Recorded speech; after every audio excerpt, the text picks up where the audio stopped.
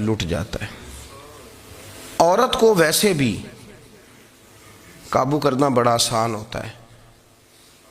اعلیٰ حضرت بریلوی رحمۃ اللہ علیہ فرماتے ہیں بیٹیاں نازک شیشیاں ہوتی ہیں، ان کو تو ذرا سی چوٹ لگے تو ٹوٹ جاتی ہیں۔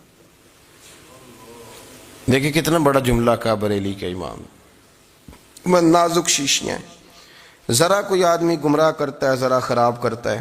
اب دیکھیں نا، یہ جو بچیوں کو بچے ایک مس گائیڈ کرتے ہیں، انہیں بڑے بڑے خواب دکھاتے ہیں، وہ بیچاری ماں باپ کو چھوڑ کے، بہن بھائی کو چھوڑ کے اس کے ساتھ شادی کرتی ہے، پھر جو اس کا بعد میں حشر ہوتا ہے، آپ ادلیاں نو سردار پہن تکے تے شرما والیاں نو چوٹے ڈولیاں دے۔ پھر وہ بیچاری ماں باپ رکھتے نہیں، وہ ظلم کرتا ہے، تو کتنی بڑی تکلیف میں وہ بچی آ جاتی۔ نازک شیشی ہوتی ہے نا تو ٹوٹ جاتی۔ یہی حال اب جدید خواتین اور یہ جو کچھ اینکر پرسن ہیں، یہ اصل میں نا یہ آپ کو سیاست سکھاتے ہیں، لیکن یہ مادر پیدر آزاد لوگ ہیں، بالکل آزاد۔ یہ تو علماء شور نہ کریں، بات نہ کریں، گفتگو نہ کریں، مشائخ بات نہ کریں، اور یہ جو کچھ سنجیدہ اور دینی طبقہ ہے یہ کوئی شور نہ کرے، یہ تو روڈوں پہ ننگے ہو کے آ جائیں معاذ اللہ۔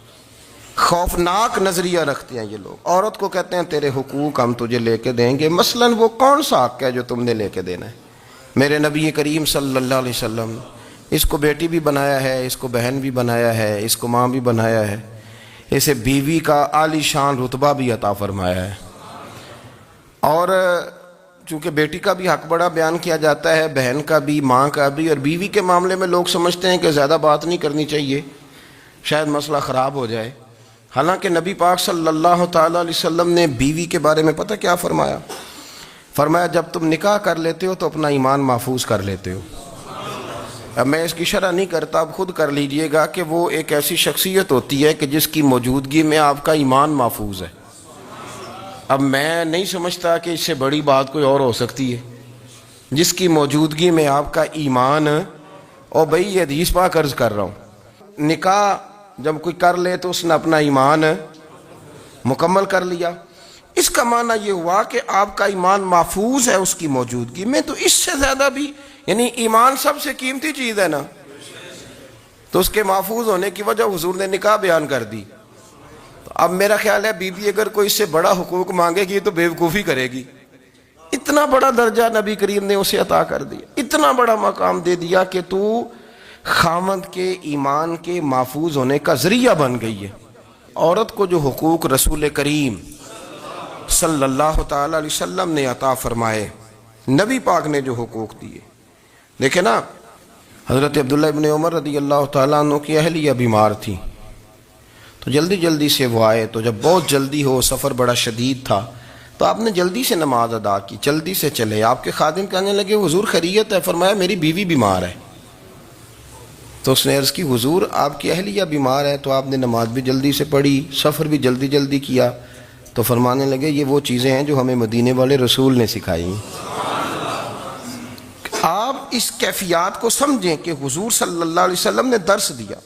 اور پھر ایک اور بہت بڑی بات، یہ فضیلت کسی اور کو نہیں دی، جو عورت کو حضور نے فضیلت دی، یہ فضیلت کسی اور کو نہیں دی۔ کبھی حضور نے فرمایا کہ تمہارا ابا تمہارے ساتھ بہت سخت رویہ کرے تو تم نے اس کو اس سختی پر داد دینی ہے؟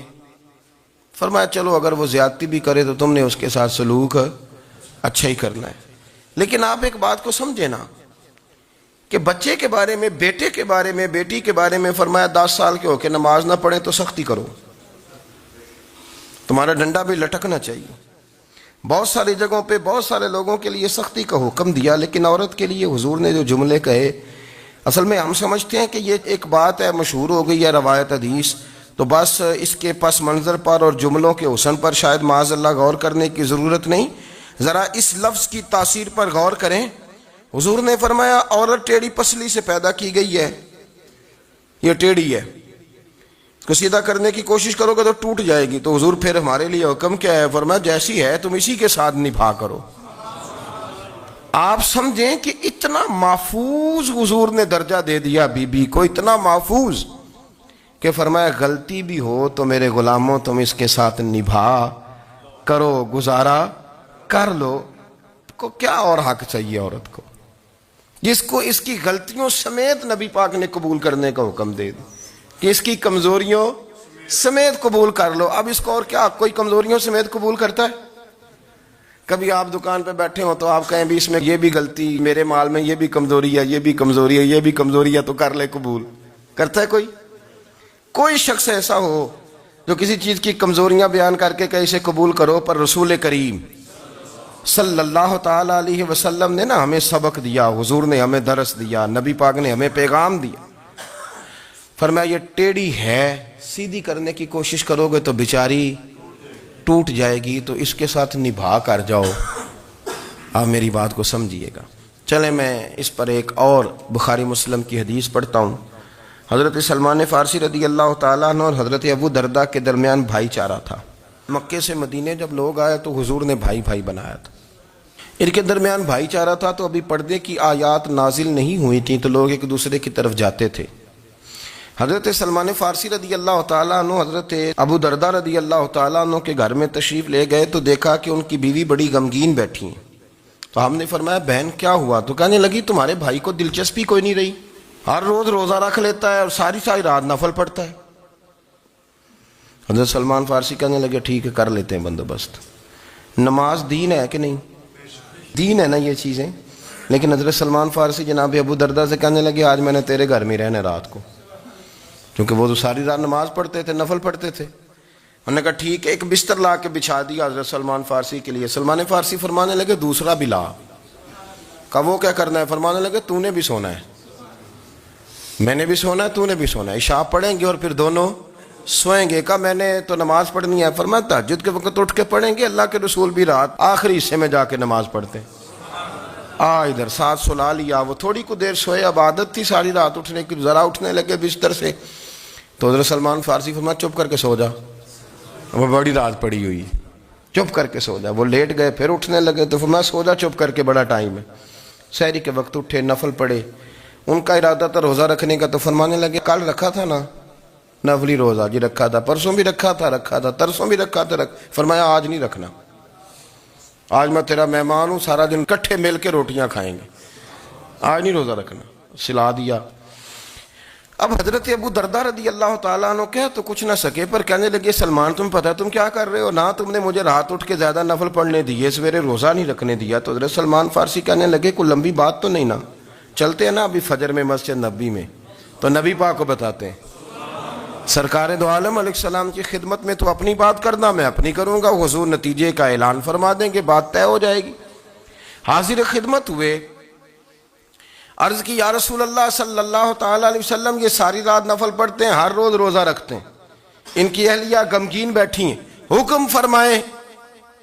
تو نبی پاک صلی اللہ علیہ وسلم نے فرمایا پھر ہوا کیا؟ یا رسول اللہ میں نے رات سلایا ہے، سحری میں اٹھایا ہے، سویرے روزہ نہیں رکھنے دیا. نبی پاک نے فرمایا سلمان فارسی نے ٹھیک کیا، سلمان فارسی نے ٹھیک کیا. پھر حضور نے فرمایا، نبی کریم نے فرمایا ابو درداء تیرے اوپر اگر اللہ کا حق ہے، اس کے رسول کا حق ہے، دین کا حق ہے، تو فرمایا تیری آنکھ کا بھی تیرے اوپر حق ہے، تیرے وجود کا بھی تیرے اوپر حق ہے. یہ حضور نے فرمایا تیرے بچوں کا بھی تیرے اوپر حق ہے، تیری بیوی کا بھی تیرے اوپر حق. اس حق کو بھی سمجھے. حقوق اللہ بھی ہیں، پر تیری آنکھ کا بھی تیرے اوپر. کیا مانا کہ تیری آنکھ سونا چاہتی ہے تو اسے سلا بھی، تیرے وجود کا بھی تیرے اوپر حق. تو تیرا وجود آرام کرنا چاہتا ہے تو اسے آرام بھی کرا. اور پھر وہاں نبی پاک صلی اللہ علیہ وسلم نے فرمایا میں تم سب، سننا یہ لفظ حدیث کے، حضور نے اسی موقع پر فرمایا میں تم سب سے زیادہ اپنے رب کو جانتا ہوں اور میں تم سب سے بڑھ کر اپنے رب سے ڈرتا ہوں. حضور فرمانے لگے میں روزہ بھی رکھتا ہوں، افطار بھی کرتا ہوں، یعنی کبھی رکھتا ہوں اور کبھی نہیں رکھتا. فرمایا میں نفل بھی پڑھتا ہوں اور اپنی بیویوں کو وقت بھی دیتا ہوں. سرکار مسجد میں بھی آتے تھے، نواسوں کے ساتھ کھیلا بھی کرتے، ان کے ساتھ پیار بھی کرتے. تو اتنے بڑے حقوق حضور نے بیان فرمائے عورتوں کے کہ تمہاری بیوی کا بھی تمہارے اوپر. لو ایک حدیث بخاری کی اور یہاں بیان کر دیتا ہوں. ایک شخص نے آ کے عرض کی یا رسول اللہ صلی اللہ تعالی علیہ وسلم جہاد کے لیے تیاری ہو گئی ہے، صفیں بن رہی ہیں، مجاہدین کی تیاری ہے، تو میرا بھی نام لکھ دیا گیا ہے مجاہدوں کی لسٹ میں. لیکن یا رسول اللہ صلی اللہ تعالی علیہ وسلم میری بیوی نے حج کی تیاری کر لی ہے اور میرے دوستوں نے صحابہ نے میرا نام مجاہدین کی لسٹ میں لکھ دیا، تو میرے لیے کیا حکم ہے؟ یہ بخاری مسلم ہے۔ تو نبی پاک صلی اللہ تعالی علیہ وسلم نے فرمایا جہاد پہ کوئی اور چلا جائے گا تو بیوی کے ساتھ حج کرنے جا، اسے محرم کی ضرورت ہے، وہ تیرے بغیر کیسے جائے گی؟ مجاہدین کو تو اور مجاہد مل جائے گا، پر تو اپنی بیوی کے ساتھ جانا۔ نبی پاک صلی اللہ علیہ وسلم نے مرد کو محافظ بنایا ہے، عورت کو مرد کا قیدی نہیں بنایا، بلکہ عورت کو حفاظت عطا کی اور مرد کو اس کا محافظ بنایا۔ اب بچیاں آزاد ہونا چاہتی ہیں، اور آزادی بھی وہ والی کہ جو بنیادی طور پر آزادی نہیں، فحاشی ہے۔ میں نے بہت پہلے کہا ہے کہ اسلام بیٹیوں کو قیمتی سمجھتا ہے۔ جس بندے کے پاس 20 تولے سونا ہو وہ چوک میں لے کے نہیں آتا، وہ قیمتی چیز ہے، اس نے چھپا کے رکھی ہوتی ہے۔ تو جو نبی پاک صلی اللہ علیہ وسلم کا کلمہ پڑھنے والے بیویاں، اسلام انہیں قیمتی سمجھتا ہے، کہتا ہے کہ تم قیمتی ہو لہذا گھر کے اندر رہو، تم باہر نہ آؤ۔ لیکن عورتیں ہیں کہ ان کو بلا وجہ لوگ خراب کر دیتے ہیں اور بلا وجہ وہ اس مغالطے کا شکار ہو جاتی ہیں۔ اب آگے بڑھتے ہیں۔ قرآن مجید نے سورہ نور کی آیت نمبر 30 میں کہا کہ کل للمؤمنین یغضوا من ابصارہم، فرمایا کہ اے محبوب علیہ السلام مومن مردوں سے کہہ دو کہ اپنی نظریں جھکا کے رکھیں، اپنی نظریں۔ اور اگلی آیت میں فرمایا وَقُلْ لِلْمُؤْمِنَاتِ یغضضن من ابصارہن، فرمایا کہ اے محبوب مومن عورتوں سے بھی کہہ دو کہ اپنی نظریں جھکا۔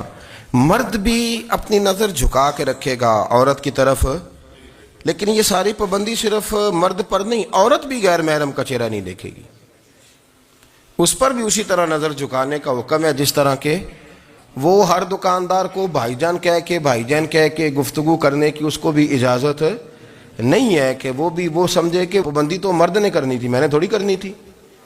وہ جس کے پاس جائے، جہاں بھی جائے، ڈاکٹر کے پاس جائے، باہر جائے، تو وہ جس طرح مرضی اس کا دل چاہے وہ بات چیت کرے، اس کی عورت کو بھی اجازت اسلام نہیں دیتا۔ بنیادی طور پہ اسلام شرم و حیا کا دین ہے، حیا کی بات کرتا ہے۔ حیا کی جب ہم تعریف کرتے ہیں تو حیا کی تعریف یہ ہے کہ کوئی کبھی چیز دیکھ کے نہ تو آپ کی طبیعت میں کراہت محسوس ہو، آپ کوئی غلط جملہ منہ سے نکالتے ہوئے ذرا جھجکیں، آپ کوئی غلط بات کرتے ہوئے تھوڑا بوجھ محسوس کریں۔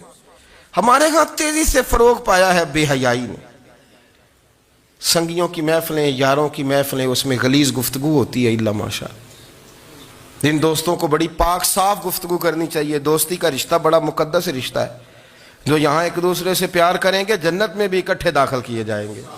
شرط یہ ہے کہ پیار اللہ رسول کی رضا کے لیے ہو، لیکن اس کے اندر اگر آپ کی گفتگو کچی ہو، کمزور ہو، فحاشی والی ہو، عریانی والی ہو، وہ ہمارے ہاں تو اب اس کو لوگ فیشن سمجھتے ہیں، اس کو مردانگی کی علامت سمجھتے ہیں کہ وہ جی ساری باتیں جی وہاں ہو گئیں، اور جس کا جو جی چاہا اس نے کہا۔